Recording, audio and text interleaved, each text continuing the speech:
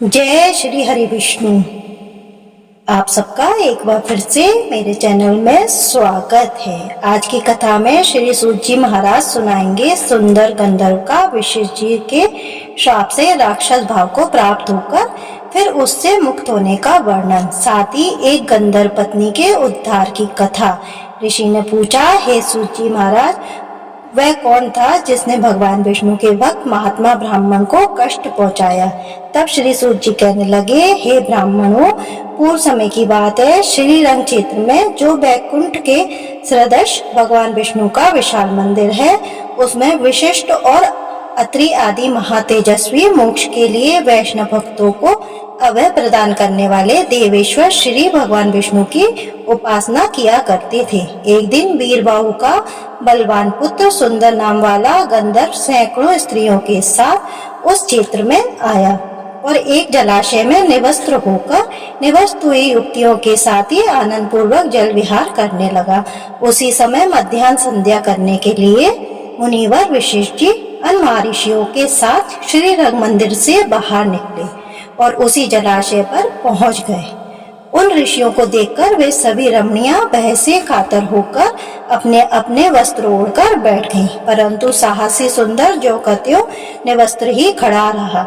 ये देखकर विशिष्ट मुनि ने क्रोधित होकर उस निर्लज्ज को श्राप दे डाला कि सुंदर गंधर्व, तुमने हम लोगों को देखकर भी लज्जावश वस्त्र धारण नहीं किया, इसलिए तुम शीघ्र ही राक्षस हो जाओ। महर्षि वशिष्ठ के ऐसे कहने पर उसकी स्त्रियां हाथ जोड़कर मुनि के चरणों में गिर पड़ी और भक्तिभाव से विनती करने लगी और कहने लगी, हे भगवान, आप तो सभी धर्मों के ज्ञाता हैं, साक्षात ब्रह्मा जी के पुत्र हैं। हे दया सिंधु, पतिहीन नारियों का उत्तम आभूषण कहलाता है। पतिहीन नारी 100 पुत्रों वाली होकर भी संसार में विधवा ही कहलाती है। ऐसे नारियों का जन्म व्यर्थ समझा जाता है, इसलिए उन्हें हमारे पति के ऊपर आप प्रसन्न हो जाइए। तत्वदर्शी मुनियों को एक अपराध क्षमा कर देना चाहिए। हे दया सिंधु, सुंदर आपका शिष्य है, इसलिए इसे क्षमा कर दीजिए। सुंदर की पत्नियों के इस प्रकार प्रार्थना करने पर वशिष्ठ जी कहने लगे, सुंदरियों, मेरा वचन कभी व्यर्थ नहीं होगा। इससे छुटकारा पाने का एक उपाय बताता हूँ, उसे श्रद्धा पूर्वक सुन लो। ये राक्षस के समान आकार वाला सुंदर आज से 16 वर्ष के बाद इच्छा अनुसार घूमता घामता सर्व पापरी वेंकटाचल पर पहुंच जाएगा और वहां चक्र तीर्थ पर जाएगा। हे दिवांगनाओं, चक्र तीर्थ पर महायोगी मुनिवर पद्मनाभ जी रहते हैं। उन्हें खा जाने के लिए जब ये आगमन करेगा, तब ब्राह्मण की रक्षा के लिए भगवान विष्णु का भेजा हुआ उत्तम चक्र इसका मस्तक काट डालेगा।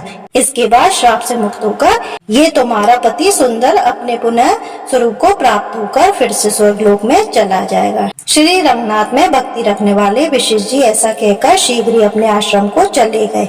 इसके बाद राक्षस रूप में बदला हुआ भयानक आकार वाला सुंदर गंधर्व इधर उधर घूमते हुए गिरिश्रेष्ठ वेंकटाचल पर चला गया और चक्र तीर्थ पर पहुंच ही गया। इसी भ्रमण में ही उसके 16 वर्ष बीत गए। इसके बाद चक्र तीर्थ निवासी पद्मनाभ को खा जाने के लिए उसने बड़े वेग से उन पर आक्रमण कर दिया। मुनि ने भगवान विष्णु की स्तुति की और भगवान ने राक्षस द्वारा पीड़ित पद्मनाभ की रक्षा के लिए अपने सुदर्शन चक्र को भेजा। इस प्रकार चक्र ने आकर उस राक्षस का मस्तक काट डाला। तब वह राक्षस अपना राक्षसी शरीर छोड़कर दिव्य देह धारण करके विमान पर जा बैठा। उस समय उसके ऊपर पुष्पों की वर्षा हो रही थी। उसने हाथ जोड़कर सुदर्शन को प्रणाम किया, फिर उन द्विज श्रेष्ठ पद्मनाभ को भी प्रणाम करके उनकी आज्ञा लेकर सुंदर गंधर्व विष्णु लोक को चला गया। ब्राह्मणों, इस प्रकार मैंने उस राक्षस की उत्पत्ति का वृतांत और चक्र तीर्थ का पाप नाशक महात्मा आपको सुनाया। इसे सुनकर मनुष्य सभी पापों से मुक्त हो जाता है। ब्राह्मणों, अब गरुड़ तीर्थ का महत्व ही सुनो।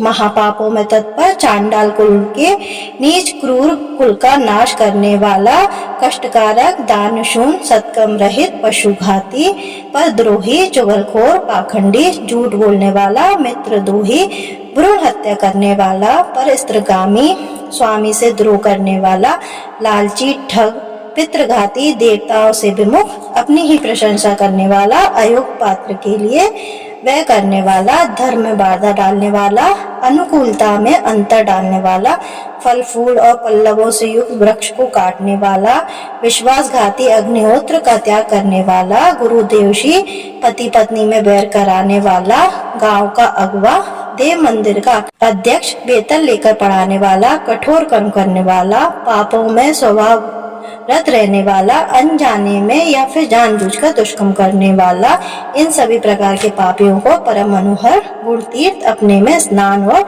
जलपान आदि करने पर पवित्र कर देता है। इस विषय में अब एक प्राचीन इतिहास सुनाऊंगा जो सभी पापों का नाश करने वाला है। आप सब ध्यान पूर्वक सुनिए। पूर्व काल में महातेजस्वी गार्गी मुनि ने महात्मा देवल को नमस्कार करके कहा कि महाभाग, आप गौड़ तीर्थ के सब पापहारी शुभ महात्मा का वर्णन कीजिए। तब देवल ने कहा, मुने, तुम्र नामक गंधर्व अपनी पत्नी को श्राप देकर इस तीर्थ में स्नान करके दया निधान वेंकटेश्वर की पूजा करने से पुनरावृत्ति रहित विष्णु धाम को प्राप्त हो गया। वह वृतांत इस प्रकार है। एक दिन तुमरु गंधर्व नामक ने अपनी प्यारी पत्नी से इस प्रकार कहा, देवी, सब पापों का नाश करने वाले माघ मास में सूर्योदय के समय इस तट पर भगवान विष्णु की पूजा करनी है। इसलिए गोबर से तुम इस भूमि को लीप दो और इस माघ मास में प्रतिदिन माधव के लिए दीप बत्ती बनाओ। भगवान के आगे भक्ति पूर्वक धूप समर्पित करो। पवित्र होकर भगवान के लिए रसोई तैयार करो और मेरे साथ रहकर परिक्रमा तथा नमस्कार आदि से भक्ति पूर्वक भगवान की पूजा करो। नित्य प्रति आलस छोड़कर भगवान विष्णु की पुराण कथा सुनो। नित्य सवेरे स्नान करके यत्न पूर्वक श्री हरि का चरणोदक पान करो। श्री कृष्ण, श्री विष्णु, मुकुंद, नारायण, जनार्दन, अच्युत, अनंत और विश्वात्मन इत्यादि भगवान नामों का सदा कीर्तन किया करो और क्रोध तथा लोभ आदि का परित्याग करके व्रत नियमों का पालन करो। इससे तुम्हें भवबंधन से छुटकारा मिलेगा और सनातन विष्णु धाम की प्राप्ति होगी। स्वामी का ऐसा कथन सुनकर गंधर्व की उस प्यारी पत्नी ने क्रोधित होकर उत्तर दिया, आर्यपुत्र, माह के महीने में तो बहुत सर्दी पड़ती है। उस समय प्रातः काल जबकि सूर्य का तेज भी बहुत मंद रहता है, सूर्योदय काल में भला कोई कैसे स्नान करे। माघ में उस समय ठंड बहुत होती है, इसलिए आपके द्वारा बताए हुए ये सब कार्य तो मुझसे बार बार नहीं होंगे। इसलिए प्रातः काल मैं आपके साथ स्नान नहीं करूंगी, क्योंकि अधिक सर्दी पड़ने के कारण अगर मेरी मृत्यु हो गई तो उस समय आप तो मेरी रक्षा नहीं करेंगे। पत्नी की ये बात सुनकर तुमरू ने सोचा कि धर्म विरोधी चलने वाले पुत्र को, अप्रियश बोलने वाली पत्नी को और ब्राह्मण तथा ईश्वर को न मानने वाले राजा को तत्काल श्राप के द्वारा दंड देना चाहिए। इस नीति के वचन का विचार करके गंधर्व ने अपनी सती पत्नी को इस प्रकार श्राप दे डाला, अरे मूर्ख, 100 पापों का नाश करने वाले परम पुण्य में वेंकटाचल पर घोर तीर्थ के समीप जो पीपल का वृक्ष है, उसके खोखले में तुम मेढकी बनकर जाओ। पतिदेव की ये बात सुनकर वह गंधर्व वल्लभा उनके चरणों में गिर पड़ी और प्रार्थना करने लगी। तब तुमरू ने उसे श्राप से मुक्त होने का उपाय बताया कि अपनी इंद्रियों पर विजय पाने वाले परम तपस्वी महाभाग अगस्त्य मुनि जब महातिथि पूर्णिमा को परम उत्तम घोर तीर्थ में जाकर स्नान करेंगे और उसी समय पीपल वृक्ष समीप बैठकर शिष्यों को घोर तीर्थ का महात्मा बताएंगे, उस समय पीपल के खोखले में ही एकाग्रचित्त होकर जब तुम मोक्षदायक घोर तीर्थ का महत्व सुनोगी, तब सभी पापों का नाश करके मेरे साथ आ मिलोगी। गंधर्व के ऐसे कहने पर उसकी धर्मपत्नी चुप हो गई। स्वामी के श्राप से उसने मेढक के शरीर में प्रवेश किया और धीरे धीरे शेषाचल के शिखर पर घोर तीर्थ के दक्षिण उस पीपल वृक्ष की खोखल में जाकर रहने लगी। उसके बाद किसी समय अगस्त्य जी मनोहर वेंकटाचल पर गए। वहां उन्होंने नियम पूर्वक स्वामी तीर्थ में स्नान करके वरा स्वामी को नमस्कार किया।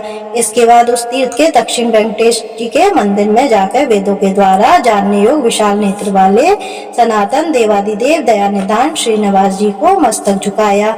उसके बाद घोर तीर्थ में गए और वहां शिष्यों के साथ उस श्रेष्ठ तीर्थ में स्नान करके उसी पीपल के वृक्ष की छाया में जा बैठे।